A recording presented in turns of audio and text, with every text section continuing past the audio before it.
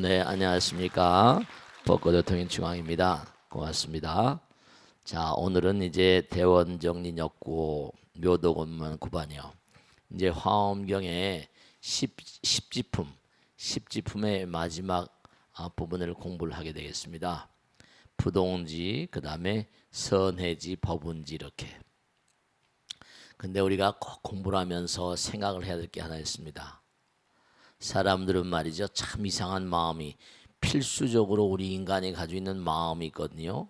그것은 뭐냐면 첫째는 뭐예요? 누구든지 다 이 세상에 온 인간의 특징, 누구든지 다 떠난다는 거잖아요. 다 언젠간 떠나야만 된다. 그 다음엔 뭐냐면 누군지 떠나는 날짜를 아무도 몰라요. 아무도 모르기 때문에 부처님 말씀도 시간 순간 정말 귀중하게 사셔야 돼요. 그 다음에 이제 세 번째로 중요한 게 뭐냐면 지금 제가 말씀드리는 건데 누구나가 다 자기가 최고라고 주장하는 거예요. 이상해요. 단 한 사람도 누구나가 자기를 뭔가 폄훼하거나 이렇게 하대하거나 하면 하나도 좋아하는 사람이 있어요, 없어요? 없죠. 누구나가 다 아상이랄까 최고라고 주장해요. 그 다음에 그와 같은 마음 때문에 꼭 뭐죠? 누가 나에게 해코지라거나 이러면 어떻게 돼요? 꼭 보복하려고 들잖아요.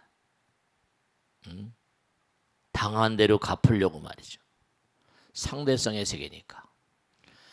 그러니까 우리가 점점 뭐냐면 이렇게 계속 누구나가 다 최고라고 생각하기 때문에 계속 뭔가하니 끊임없이 최고가 되려고 하고 1등이 되려고 하고 금메달을 따려고 하고 능력이 안 되더라도 하여간에 노력을 하는 참 이상한 그런 특성이에요.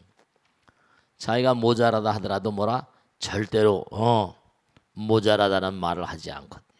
계속 나가려고 해요. 대원정진. 뭔가 우리의 마음 가운데 왜 그와 같은 마음이 일어날까? 우리는 본래 본래 부처님이니까요. 그러니까 물질세계, 여긴 물질세계지만 몸과 마음을 다해서 계속 발전하고 싶어요. 좀 더 공부하고 싶다. 좀 더 노력하고 싶다. 자연 발생적인 거예요. 자연 발생적. 대원정진력. 정말 원을 세워서 몸과 마음을 다해서 끊임없이 나아가길 원한다니까요. 그 자기가 조금이라도 좀 게으르고 나타하면요 스스로 채찍질해요. 내가 이래서 되겠나. 스스로가 채찍질해요. 그러니까 지난번에 무슨 사바세계 왕이 되려면 일지, 이지, 그래서 무슨 사천왕이 되려면 이지, 삼지 쭉 해서 나왔는데 여기 지금 이 대원정린역 주하신 이 존재는 뭐냐하면 이와 같은 단계에 올라간 그런 존재들은 이른바 부처님 말씀대로 대범천왕이 되려면 이런 정도의 수행력은 갖춰야 된다는 거예요. 그러니까 사람들이 자기가 능력을 갖추지 않고 올라가다 보면 뭐죠? 추락하게 되잖아요. 그럼 추락한다고 그래서 또 무슨 포기하는 사람들은 아직 이제 뭔가 능력이 뭔가 되질 않으니까 나는 지질에 포기하지만 그렇지만 세세생생 또다시 태어나면서 그와 같은 힘이 또 뭔가 배양돼서 올라가게 돼 있거든요. 그러니까 우리가 어떤 자리에 우리가 언젠간 다 부처님 되세요. 그리고 여기 오신 분도 부처님 말씀에 따르면 우리 공부했잖아요. 저 하늘나라에서 공주마마로 계시던 분도 계실 거예요. 그죠? 하늘나라에서 뭔가 다른 나라에서 우리의 선조들은 모두가 다 광엄천에서 오셨다고 했으니까. 그러니까 부처님 말씀에 따르면 이 사바세계는요 여러 군데 일념삼천이라 이 광활한 우주의 무량한 별나라에서 다 뭔가하니 강등돼서 올라오거나 강등돼서 내려오거나 아니면 저 지옥 아기, 축생, 아수라 이렇게 가지고 올라오기도 하고 말이에요. 그러니까 여기는 다종다양한 세계에서 다종다양한 삶을 살던 사람들이 다 여기 와서 업따라 태어나는 거예요. 그러니까 이 대원정진, 우리는 원을 세우고 영원히, 그러니까 아마 원생, 원 따라서 사는 거예요. 우리가 대원을 세우고 뭐라 끊임없이 정진하는 거예요. 대원정진력, 끊임없이. 참 정말 멋있어요, 그죠? 대원정진력. 우리가 사홍소원 이런 것처럼. 그래서 이제 대원정진력 취하시는, 우리가 지난번에도 공부했지만 부동지라는 건 뭐죠? 흔들림이 없는 마음이거든요. 우리 마음은 끊임없이 변덕이 뭐라 죽을 듯하다니까요. 흔들림 없는 마음, 변함이 없는 마음. 여러분 말씀이죠. 정말 내가 지금 뭐 남편이 좀 돈을 덜 벌고 뭘 한다고 그래서 절대로 말이죠, 괴로워하지 마세요. 그러니까 우리가 힘을 자꾸만 정말 뭔가 어떤 그런 얘기예요. 뭐 정직이 최상의 정치다. Honesty is the best policy. 이런 말하면 뭔가 바르지 못하니까 또 그런 법이 나오고 뭐 이렇게, 그죠? 뭔가 이렇게 힘 있는 사람에게 뭔가 이렇게 의지해가지고 뭘 하려고 하니까 여러 가지로 부작용이 크니까 그런 법이 나왔긴 하겠지만 참 시행하는 과정에 어려움이 한두 가지가 아닐 것 같아요. 그러니까 그게 다 정진력이거든. 우리가 정말로 말이죠. 네, 그렇습니다. 그러니까 정진력, 부동지, 흔들림 없는 마음. 그래요. 그러니까 흔들림 없는 마음, 그런 탁월한 마음들이, 그런 마음들이 발전의 원동력이에요. 이런 자리에 이런 그 부동지에 가게 되면 대범천왕으로 태어난다 그랬잖아요. 대범천왕으로. 그러니까 우리가 뭐가 되기를 바라지 말고 노력하기를 바라야 돼요. 아시겠죠? 누가 나를 시켜주지 않나 이런 생각하지 마시고 그냥 나는 열심히 노력만 한다, 정진만 한다. 그러면 바른 마음으로 열심히 수행하고 부처님 말씀 따라 산다 그러면 그 다음에 부처님이 다 알아서 해주세요. 실제로 그래요. 누가 알아주길 바라지 말고 그냥 나의 최선을 다해서 내가 할 수 있는 분복 따라서 최선을 다하는 거예요. 남들이 나를 알아주지 않으니까 생각해 보세요. 그러니까 죽이 되나 밥이 되나 뭐 아무개 인사하다 그러면 계속 떨어져도 또 나가고 또 나가고, 링컨 같은 사람은 13번인가 뭐 열 몇 번을 떨어졌대잖아요. 그러니까 계속 하다 보니까 많은 사람들이 그 사람의 어떤 진심을 알아주고 그때까지는 고난의 길인 거죠. 그러니까 누가 알아주길 바라지 말고 내가 몸과 마음을 다해서 계속 하는 거예요. 계속 하는 거예요. 그러니까 여기 나온 대로 정말 거기 나오잖아요. 여러 가지로 거기 보면 그러면 뭐 해와 달과 별의 그림자인 몸, 이른바 해와 달과 별 따라서 이 몸이 생겼다. 그리고 뭔가 중생들의 마음을 따라 볼 수 있는 몸. 그러니까 여러 가지 각도로 자기가 많은 사람들에게 도움이 될 수 있는 여러 가지 모든 중생의 형상과 평등한 몸. 광대한 빛깔과 빛깔. 그러면 이른바 광대한 빛깔 바다라고 나와요. 이 우주 바다를 말해요. 온갖 위를 나타내는 몸, 시방의 두를 나타내는 몸. 이런 몸이 되려면 어떻게 돼요? 한도 끝도 없는 실력을 길러야 돼요. 티끌의 어둠을 멀리 여의는 성품 몸. 그러니까 계속 여러분들이 이 몸을 갈고 닦아야 된다는 거야. 몸과 마음을. 아까는 몸이란데 성품 몸이란 말이야. 마음의 몸이래. 넓은 지혜로 법을 비추어 분명히 아는 몸.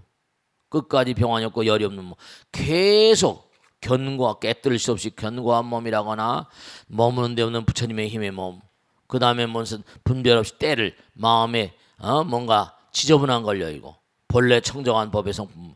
즉 다시 말하면 몸과 마음을 아름답게 만들어 가야 돼요. 누가 나를 알아주길 바라지 말고 내가 우선 대원정진을 해야 돼. 그게 대원정진력.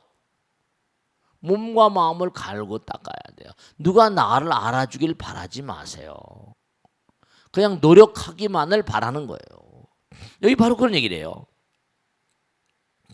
한량없는 중생을 교하여 선근을 내게 하는 해탈문 없다. 한량없는 뭐라? 육신의 모양. 온 가지를 다 나타내다. 그래서 여기 나오는 게 뭐 갖가지 육신, 하나 육신, 이게 전부 다 뭐냐? 많은 사람들에게 그들의 필요에 따라서 내가 몸과 마음을 뭔가 끊임없이 펼쳐서 그들을 도와줄 수 있는 능력을 갖춰야 된다니까요. 그런 능력을 갖춰야 돼요. 그러니까 무슨 아이들을 외국 유학 보내는 것도 영어도 해야 되고 뭐도 해야 되고 실력도 기르고, 그렇지? 지금 세계가 지금 통하고 있으니까. 그러니까 계속 뭔가 공부를 해야 돼. 공부를 해야 된다니까. 무슨 말씀인지 아시겠죠?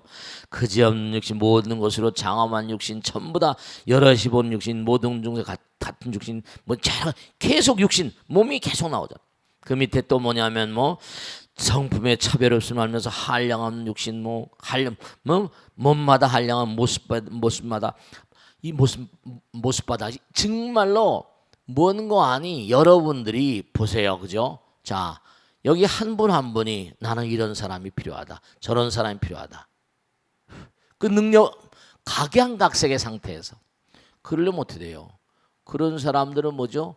각양각색의 능력이 출중해야 되잖아요. 그러니까 이게 다 대원정린력, 나라가 맑아지려고 하는 거겠죠. 대원정린력 주하신. 이거 참 부동지. 그래서 이제 그 다음에 하나하나가 다 이게 말이죠. 끊임없이 거기 나오잖아요. 한 장 넘겨보시면 비유로서 밝히다 보면 정말로 밑도 끝도 없다는 거죠. 교화받을 중생이 마음의 나타남을 따라서 머물러 있는, 끊임없이 무량 중생들을 제도하기 위해서 이렇게 여러 가지 실력을 길러야 된다는 거예요.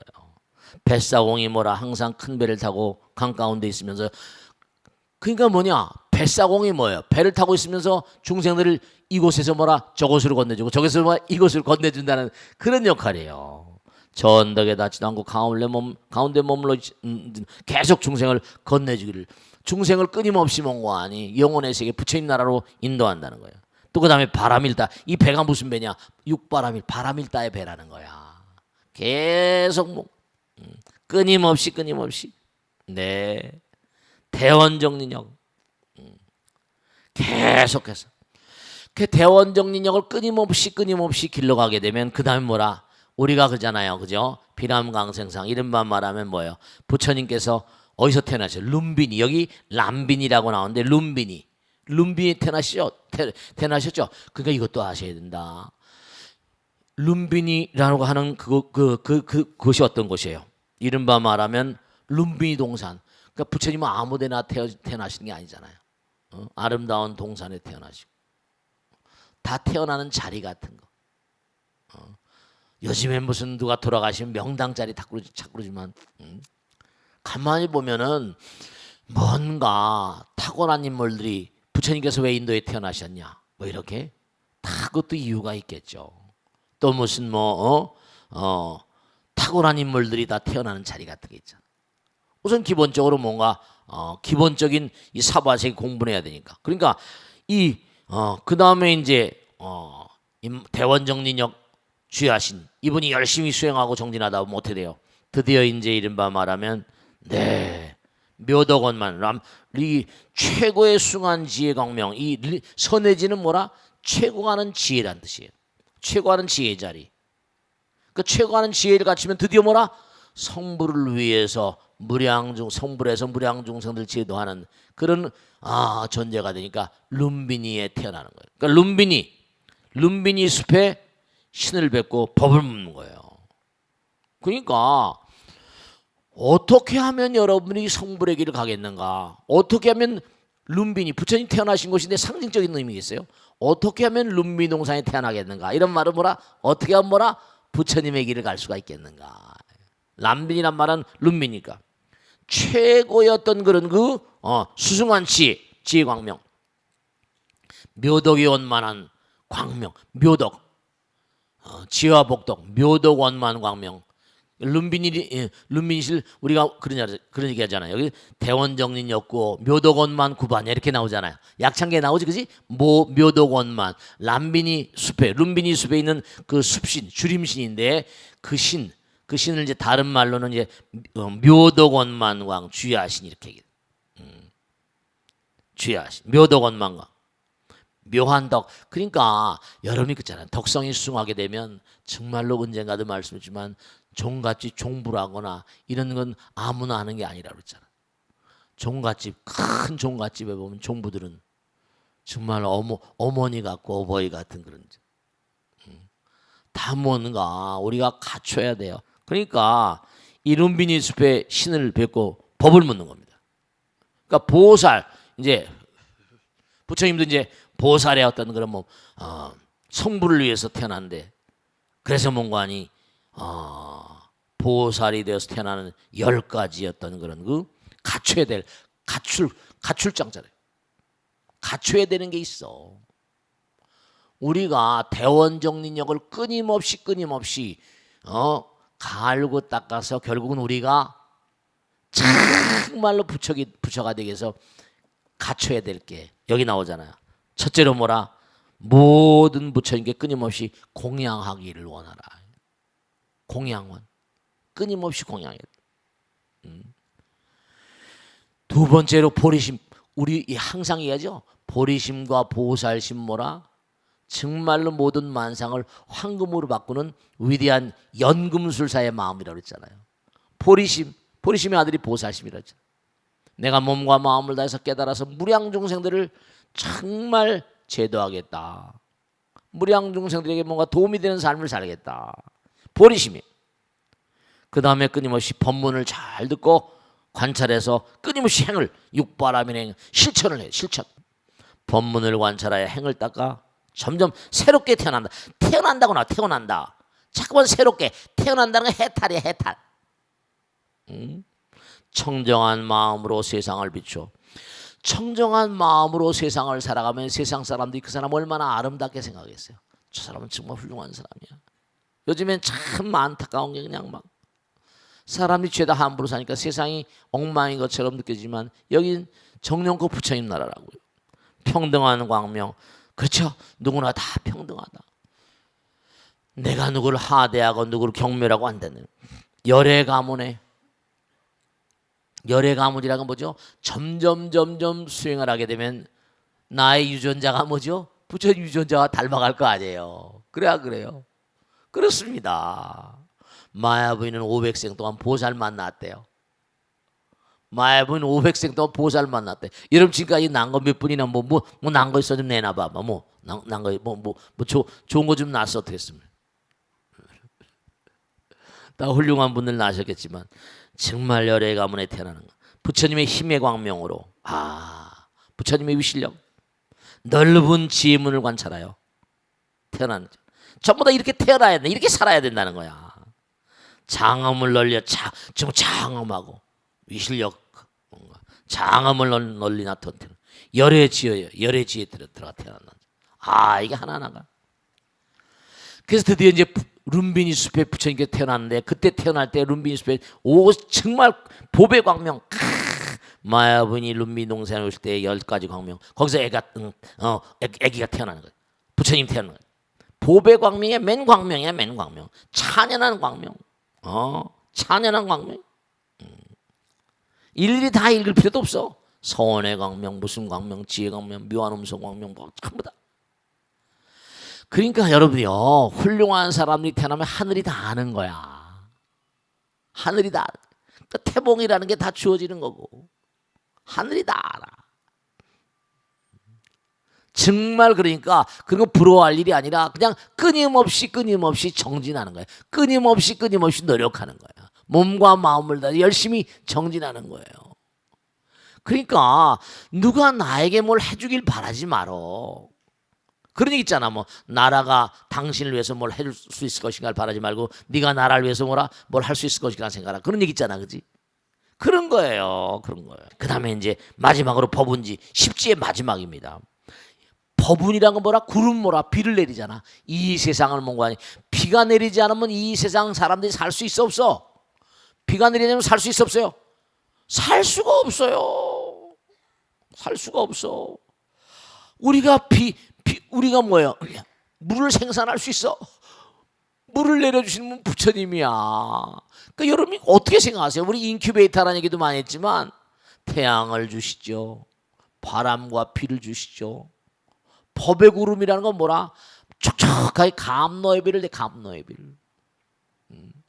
비가 내려야지 모든 열매가 성숙하잖아요. 정말로 말이죠. 그래서 이제 드디어 법운지 구반여, 이 구반여가 되면 아까 이 차례차례 자재천, 대자재천왕, 마해수레천왕 해가 단비를 내리십니다. 그래서 거기 보면은 정말로 구반여가 얘기하잖아요. 보살행을 원만하게 하기 위해서 10가지를 뭔가 갖춰야 되는데, 첫째는 뭐라? 선지식을 의지해야 된다. 그 다음에 광대하고 훌륭한 이해, 끊임없이 부처님 법을 이해하려고 노력하고, 청정한 욕망, 내가 중생을 제도하겠다, 온갖 복과 지혜를 닦고, 여러 부처님께서 법을 들어야 되고, 항상 세생행모라 부처님을 저버리지 않고, 모든 보살행과 같은 모든 보살행을 해야 되고, 모든 열애가 보호하고 염려하는, 그러니까 항상 부처님께서 이 사람의 안위를 걱정하는 그런 사람이 돼야 돼. 부처님의 어떤 보호, 염려 속에서 사는 자비와 묘한 서원이 다 지혜의 힘으로 생사의 힘을 모두 끊는, 생사를 끊는 이런 10가지를 닦으면서 10가지 법으로 선지식을 정말로 우리가 선지식 정말 부처님과 아름다운 스승을 만나려면, 선지식을 만나려면 해야 될 또 중요한 게 있습니다. 첫째 뭐라? 몸과 목숨을 아끼지 말래. 이거 참. 그러니까 스승과 제자의 관계는 뭐죠? 몸과 목숨을 아끼지 않는 거야. 그런 정도가 돼야지 이게 내가 훌륭한 선지식을 만날 수 있대요. 그냥 우리가 듣고 이렇게 말아버리지만 세세생생 내가 스승이 시킨 대로 몸과 목숨을 정말 과감하게 던질 수 있는 그런 삶. 이게 참. 두 번째는 뭐라? 탐내어. 모든 걸 탐내는 탐심을 녹여야 돼. 그 다음에 평등. 모든 법의 성품이 평등한 줄 알고. 그 다음에 서원이 뭐라? 퇴타하지 않는 거. 끝끝내. 그러면 이 우주의 법의 진실한 모양이 부처님 정말 텅 빈 허공, 마음을 텅 비우는 거. 마음엔 몽관이 눈에 보이는 모든 세계는 전부 다 허망하다고 생각해. 그걸 떠날 줄 알아야 되고, 법이 공함을 알고 마음에 뭔가 정말로 마음이 텅 비워져야 되고, 보살의 근원을 성취하고 우주의 모든 세계 바다 언제 어느 곳에나 몸을 놔둬서 그들을 제도하고, 끊임없이 뭐라? 걸리면 지혜 바퀴, 지혜륜을 깨끗이 닦는 것이다. 하나하나가 다 우리의 수행을 요구하는 것들입니다. 함부로 살질 말라는 거야. 함부로 살질 말라는 거야.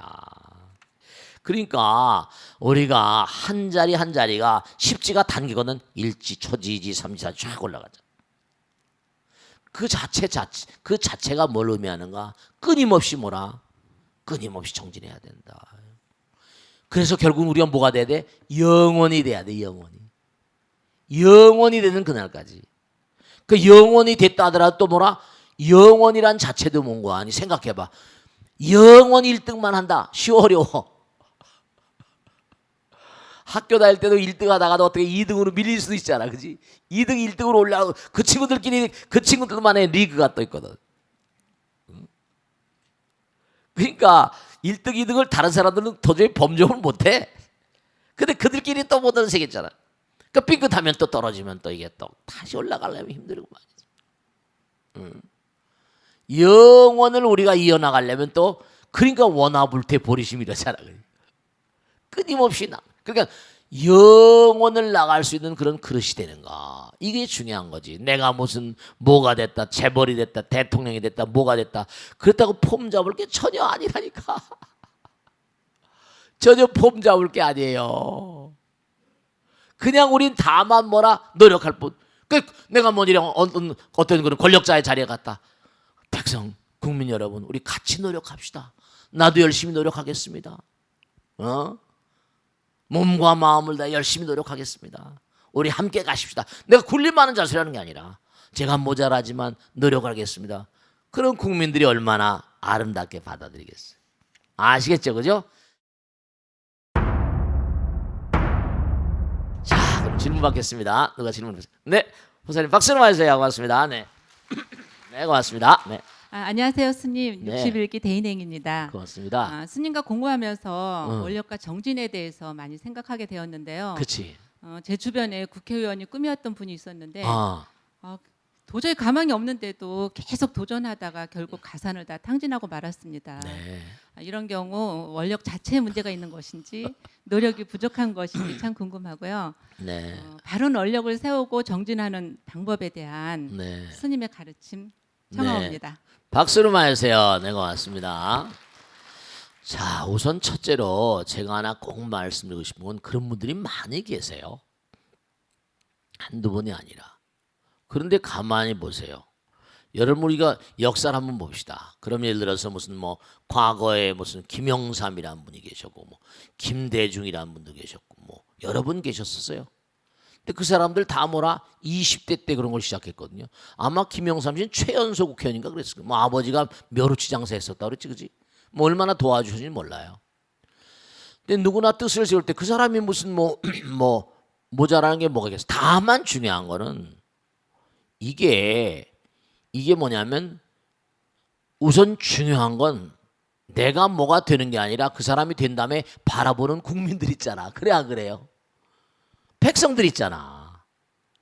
백성들이 볼 때도 투표를 할 때 이 사람이 나을까 저 사람이 나을까 골라요 안 골라요?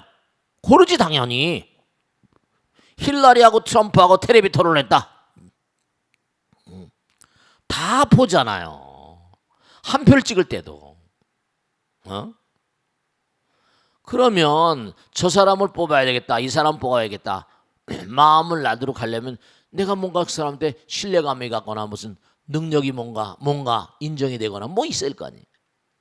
그러니까 그 사람이 능력이 부족하고 뭐가 부족한 건 끊임없이 노력하고 정진하면 되는 건데 다만 뭐가 문제라 재산도 없고 뭐가 없고 가정이 뭔가 거덜나고 말이죠. 여러 가지 어렵고 말이죠. 제가 운동권을 해봐서 아는데 뭐냐면 운동권 녀석들은 아무것도 없잖아요. 뚫겨 맞고 고문 당하고 말이죠. 그리고 20대 때 무슨 반정운동하고 말이죠. 데모하고 말이죠. 근데 어떻게 했어요? 아무것도 없어요. 열불나게 감옥 드나들고 말이죠. 뚫겨 맞고 말이죠. 근데 뭐라 세상이 흘러가다 보니까 뒤집어지잖아요. 김대중이라는 사람도 되고 노무현이라는 사람도 죽어 돌아가셨지만 말이죠.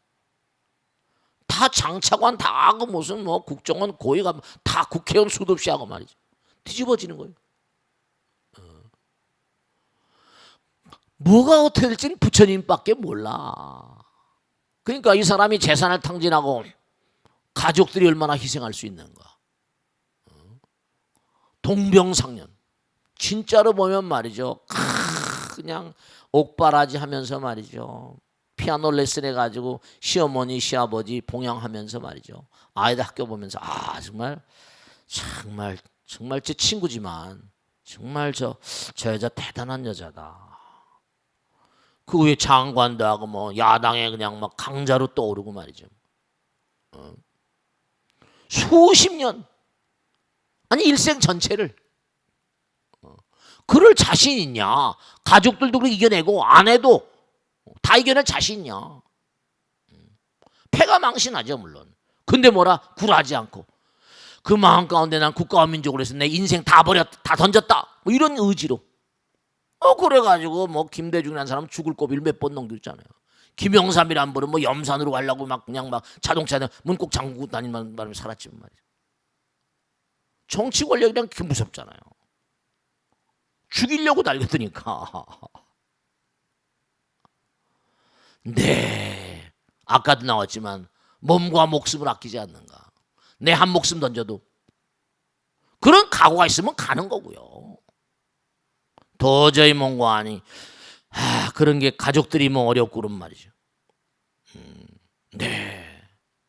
가족들을 잘 먹이고 잘 살기 위해서 무슨 나라화를 다스리고는 아니잖아요.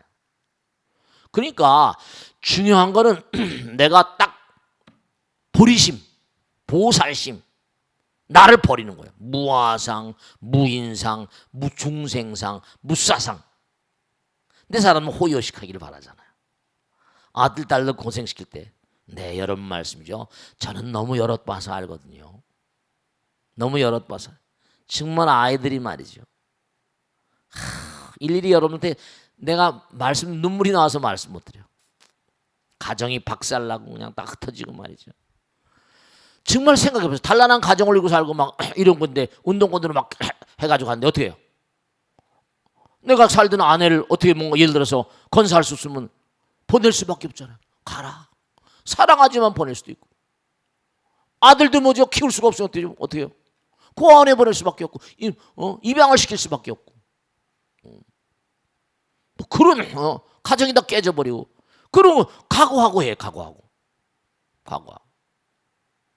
만중생을 위하는 길은 뭐라? 나를 버리는 길이거든요. 그런 거예요. 그럴 자신 있으면 가는 거고 그럴 자신이 없으면 자기 길 따라가는 건데 결국 모든 아까 좋은 질문 하셨는데 뭐냐면 노력이 부족하고 원력 자체가 부족한 게 아니라 아직 시간과 노력과 정력이 뭔가 가야 될 길이 더욱더 뭔가 하니 많은 사람이 그 사람을 우리의 리더로 뽑을 수 있을 만큼 아직 뭔가 좀 부족하다 그러면 더 가면 되는 건데 더 갈 수 있는가? 내가 몸과 마음을 갈 수 있는가? 그럼요. 야당 생활을 일생 동안 말이죠. 제가 아는 그 친구 하나는요. 정말로 고생을 많이 했거든요. 근데 아들 녀석이 뭔가 하니 젊어서 아버지가 정말 맑고 국가민족으로 해서 그거밖에 모르거든요. 그러니까 이 친구는 뭐냐면 학교를 나와서 뭐 고시라고다 아버지의 뒤를 린다고 아버지가 국회의원을 뭐 몇 번 8번인가 뭐 계속 떨어지는 거야. 그 아버지 떨어진 그곳에 가서 국회의원 당선되는 거예요. 아들 녀석이 그런 녀석이 있더라고요. 또 공무원 다 때려치고 난 우리 아버지가 한 길 간다. 우리 아버지가 멋있었다 이거죠. 야당만 일생 동안 야당만 했어. 그런 친구도 있더라고요. 아들 녀석이. 지난번에 내가 한번 봤는데 참 아버지가 맑고 깨끗하게 살고 국가와 민족을 위한 얘기만 하고 이 녀석이 학교를 나와가지고 고시하고 공무원 하다가 그냥 때려치우고 그냥 아빠 나 아빠한테 일단더니 말릴 수가 없더래요. 너도 형국의 길인데 하고 싶으면 해라 그랬다는 거죠. 국회의원 당선돼서 지금 갑니다. 그러니까 뭔가 하여간에 그런 마음가짐을 가지고 가시고 그 다음에 보면 그런 게 많잖아요. 일본 같은 데도 한국 같은 데도 아버지 대를 이어서 하는 그런 아들 딸들이 많잖아. 그렇습니다. 그러니까 잘 생각해서 그만한 그런 노력을 그만한 그런 생명을 내 일생을 던지고 할 수 있는가 없는가 그런 굳건한 의지가 있는가. 우리가 중생무연서원도 그러죠. 중생을 뭐라 다 건져올 때 언제 건져? 세세생생 원하불태버리심 불태전의 마음 부동의 마음 부동지원을 공부한 대로 그렇게 가는 거예요. 아시겠죠? 자, 익명 게시판 보겠습니다. 스님, 저는 결혼한 지 2년이 채 안 된 30대 후반의 남성입니다. 남자분이 또 보내오셨네. 아직 아이는 없고 둘 다 직장인이고요. 저의 고민은 감정 변화가 너무 심한 제 아내입니다. 기분 좋게 웃으면서 대화를 나누다가도 갑자기 버럭 화를 내고 제게 저주의 말을 퍼붓습니다. 왜 이래 이것도. 막 화를 내다가도 제가 미안하다고 사과를 하거나 시간이 흐르면 또 언제 그랬냐는 듯 괜찮아 그럴 수도 있지 하면서 자신은 무척 너그러운 사람이라는 표정을 짓고요. 또 직장생활 하는 걸 보면 사람이 그렇게 친절하고 인자할 수가 없거든요. 특히 직장 상사들에게는 말대꾸 한 번 안 하는 스타일입니다. 직장생활 하면 이렇게 됩니다. 대꾸했다 날아가는데 뭐 그래. 그러다 보니 아내의 회사와 거래를 담당하던 저희 회사 선배 역시 그러니까 아내 회사하고 거래를 담당하던 이 회사 자기 회사하고 거기 하던 선배가 소개해 줬구나. 그러니까 아내 회사와 거래를 담당하는 저희 회사 선배 역시 천상 여자다 종갓집 맏며느리일까 합니다 하면서 아내를 소개시켜 줬던 거고요. 저는 정확하게 2년 5개월 전에 아내를 소개받고 반년 정도 사귀고 결혼했습니다. 둘 다 나이도 있었고 선배 말처럼 키도 큰 편에 얼굴도 예쁘고 무엇보다 저희 부모님께 상냥하고 부침성 있게 다가가는 모습이 좋았거든요. 그런데 결혼하고 100일쯤 되었을 때 그때부터 아내의 본 모습이 드러나기 시작하더군요. 결혼 100일 기념일을 안 챙겼다며 불같이 화를 내는데 듣도 보도 못한 욕과 저주의 말을 적어도 30분은 퍼붓던 것 같습니다. 이건 또 왜 이래? 그 후로 아내의 이상 증세는 계속됐는데요. 지난 추석 명절 때만 해도 저희 집에서는 웃음꽃이 만발하던 아내가 집에 돌아오자마자 저의 부모님과 형수님 욕을 해대는데 대응했다간 정말 이혼 소리에 도장을 찍을 것 같아서 꾹 참았습니다. 조울증이나 우울증은 아닌지 병원에 가보자고 정말 조심스럽게 슬쩍 말을 꺼냈다가 한 번 또 난리가 난 적이 있어서 가슴이 답답하기만 하고 매일 집에 들어가기가 겁납니다. 스님, 저는 어떻게 하면 좋을까요? 어떻게 하면 좋겠어 이거? 야, 우선 말이야 2년 반 됐다는데 깨가 쏟아질 그런 그 상황인데 이러네요. 첫째로 여러분 뭐랄까 오피스 그 직장 생활하는 여자들 다 그런 건 아니겠지만 남자들도 견디기가 어렵습니다, 여러분들. 그걸 아셔야 돼. 제가 이런 분들 몇 번 만나봤는데 직장 생활하다 보면 자기가 어쨌든 직장 생활하면 여자라고 봐줘야 안 봐줘요? 그런 거 없어요. 꼭 상사에겐 철저히가 잘해야 되고. 그러니까 그 스트레스를 풀리니까 아래쪽 병들에게 뭐라. 전 나이가 30대 후반이니까 좀 많이 올라가 있는 그런 상태일 거라고요. 못하면 막 모질게 그냥 막 야단치고 그런 게 몸에 배죠. 우선 직장 생활하다가 뭔가 몸과 마음에 타성이 뭔가 박힌 게 아닌가 그런 생각이 얼핏 들고요. 이 글을 보면서.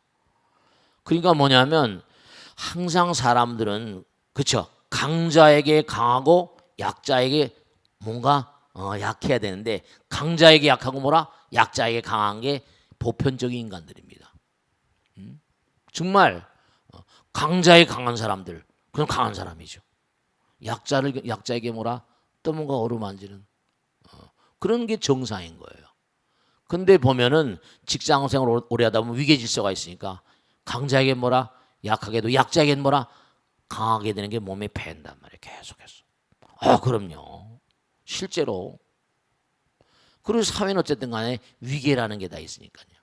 그러니까 그런 게 몸에 배신 것 같아요. 우선 제가 당부드리고 싶은 건 뭐냐면 지금 2년 반밖에 안 됐잖아요. 우선 하여간에 직장 생활을 계속하다 보면 이게 금방 또 뭔가 고쳐지긴 힘들게 하겠지만 직장 생활을 또 그만둘 수도 없잖아요. 요즘엔 또 혼자 벌어가지고 먹고 살기 어렵잖아요. 그러니까 직장 생활 해야 되는 처지라고 한다면 네, 제가 하나 당부드리겠는데 우선 참 안타깝긴 하겠지만 상대방은 내가 봐주는 대로의 그런 그 상황으로 변해가거든요. 그러니까 정신병원이다 뭐 이런 거 지금 그러니까 정신병원 가지면 내가 정신병 걸렸냐 말이냐고 이렇게 또 나오면 또 곤란하잖아요. 그러면 그건 또 여러 가지로 어려운 문제가 생길 수 있으니까 만일에 정신병 뭐 진단이 나오면 또 그다음에 뭐라 그것도 이제 여러 가지 둘 사이에 뭔가 또 하나의 뭔가 앙금이 생길 수가 있으니까 우선 하여간에 최선을 다해서 아내에게 우선 이게 편지를 보내왔으니까 가정을 정상화시키고 아내와의 사회를 뭐라 정상화시키고자 하는 의지가 이 거사님께 계신 건 분명하잖아요. 그죠? 사랑하는 마음도 있고 여기 보니까 뭐 키도 큰 편에 얼굴도 예쁘다고 하니까 그것도 어떤데 상냥하다고 하니까 저희 부모님께 상냥하고 부친성 있게 다가가는 그런 모습 그건 다 윗사람한테 대하는 그러니까 우선 하여간에 첫째로 뭐냐면 더욱더 아픈 마음들을 안아주는 자세가 필요할 것 같고요. 더욱더 뭐냐면 우리 아내가 직장 생활하면서 저런 타성이 붙었구나. 조용하게 있으면서 슬쩍 돌이킬 수 있거든요. 나도 마찬가지인데 말이야. 내가 직장 생활하다 보니까 하도 그냥 윗사람한테 체다고 윗사람한테는 잘해야 되니까 항상 그랬고 또 아랫사람한테 내가 나도 큰 소리 치고 막 그러거든. 뭐 그럴 때가 있는데 당신도 가만히 보니까 오랫동안 직장 생활하다 보니까 그런 게 좀 그런 것 같아. 좀 어떻게 좀 그런 거 우리 가정 생활까지 연장선상에 그럴까지 없잖아. 그러니까 당연히 뭔가니 이제 시댁 식구나 가다 보면 그러니까 결혼해서 그런 걸 체험해 보지 않다 보니까 여러 가지 어색하잖아. 그러니까 달래가면서 어떻게 하겠어요? 결혼해서 지금 뭐 이렇게 사는 판인데. 정말 도장 찍기 전까지는 말이죠. 우리는 최선을 다해봐야 되니까 슬기와 지혜를 도모하고 기도하는 마음으로 정말로 이렇게 편지를 보내줄 정도시니까 부처님 마음으로, 관세음보살 마음으로 좀 어루만지시면서 머리를 좀 쓰세요. 어쨌든 간에 아내가 돈을 벌어서 가정에다 또 쓸 거 아니겠어요. 돈이 다는 아니라 하더라도 최선을 다해서 우선 뭔가하니 우선 자꾸만 이렇게 뭔가 포용하는 마음을 정말 갖추시고, 남편이 뭐죠? 남편이 노력하는구나, 뭘 나를 위해서 노력하는구나 마음이 느껴지도록.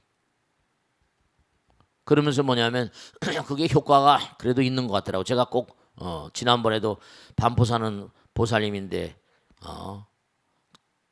그 남편이, 아내가 지금 결혼한 남편이 상처였어요. 내 아이들이 이제 뭐 혼자 살 수가 없잖아요. 뭐 중학생하고 초등학생인데, 그래서 이제 자기는 아이를 못 낳고 그러니까 결혼했는데 이 정말 잘 키워보려고 그러는데 말을 안 듣더라는 거예요. 너무 괴로워가지고 와서 괴로워서 어쩔 줄 모르시더라고. 그래서 도시락 위에다가, 그래 내가 너를 낳아준 엄마는 아니지만 너 낳아준 엄마 못지않게 열심히 노력할게.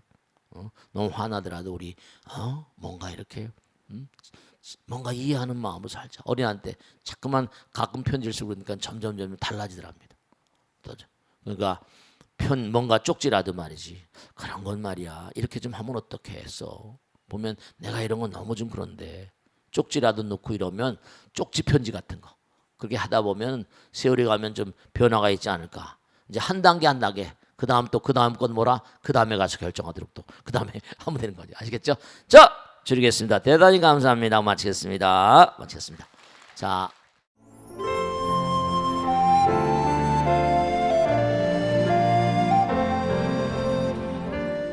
안녕하십니까. 시광스님과 함께하는 경전 이야기 시간입니다. 오늘은 수타니파타, 아름다운 내용을 공부하도록 하겠습니다. 부처님께서 말씀하셨습니다. 자녀를 가진 사람은 자녀를 보고 기뻐하고 소를 가진 사람은 소를 보고 기뻐한다. 그러나 자녀를 가진 사람은 자녀 때문에 걱정하고 소를 가진 사람은 소 때문에 걱정과 근심이 생기는 법.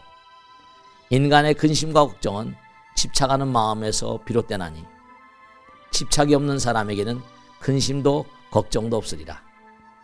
번뇌의 원인을 아는 자는 번뇌를 버릴 수 있으니 번뇌를 버리는 자는 건너기 어려운 이 거센 강을 건너 다시는 몸받을 일이 없으리라. 아름다운 내용입니다. 그러니까 항상 우리가 꼭 생각해야 될 것은 만상은 흐르는 것이다. 진화하는 것이다. 퇴화는 뭐죠? 죽음이다. 이런 생각을 하시고, 그래서 우리가 자꾸만 집착하는 마음 때문에 질병과 재앙과 불행이 끊임이 없는 것입니다. 그게 다 집착하는 마음은 모두가 다 독심입니다. 그래서 우리가 끊임없이 윤회하게 되는 거죠. 그러니까 항상 부처님 말씀대로 관심무상여 관법무하라. 모든 것은 흘러가는 것이고 모든 것이 내 것이라는 게 없다라는 마음가짐을 가지면 항상 열반적정입니다. 네, 항상 그와 같은 마음으로 살아가시면 무량대복입니다. 감사합니다. 성불하십시오. 내십시오.